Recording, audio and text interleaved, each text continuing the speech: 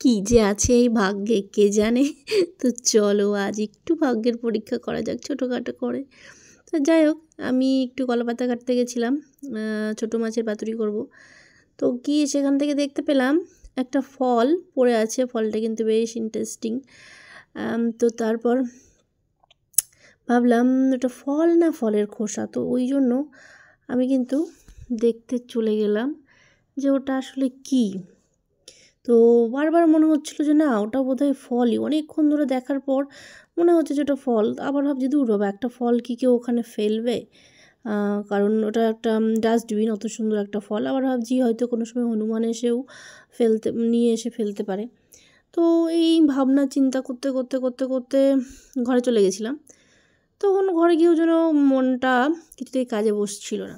তো ভাবলাম যাই একবার গিয়ে দেখেই আসি। তো তারপর ঘর থেকে বেরিয়ে চলে এলাম। কি ওটাই কৌতূহলে মানে মাথার মধ্যে খুব ঘোরাফেরা করছিল।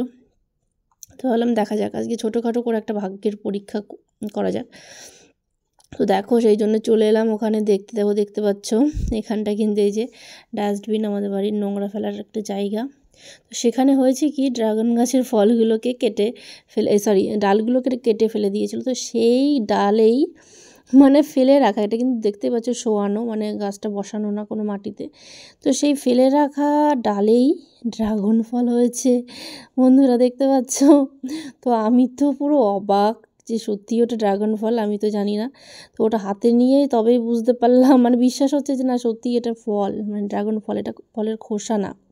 তো এই দেখো, আমি তো সত্যি মানে কি বলবো, ভাবতে পারছিলাম না, মানে এটা যেন আমার কাছে সেই মনে হচ্ছে ভূত দেখার মতো। তো এরকমও হতে পারে, জানা ছিল না। তো তাই অনেকটা রিস্ক নিয়েই আসছিলাম, আর ভাবছিলাম যে এসে হয়তো দেখলাম এটা খোলা, তাহলে কিন্তু নিজের কাছে নিজের খুব বোকা বোকা লাগবে। কিন্তু এটা সত্যি মানে খোসা নয়, এটা একটা ফল, দেখতেই পাচ্ছ আমার হাতে রয়েছে এখন। তো খুবই ভালো লাগলো।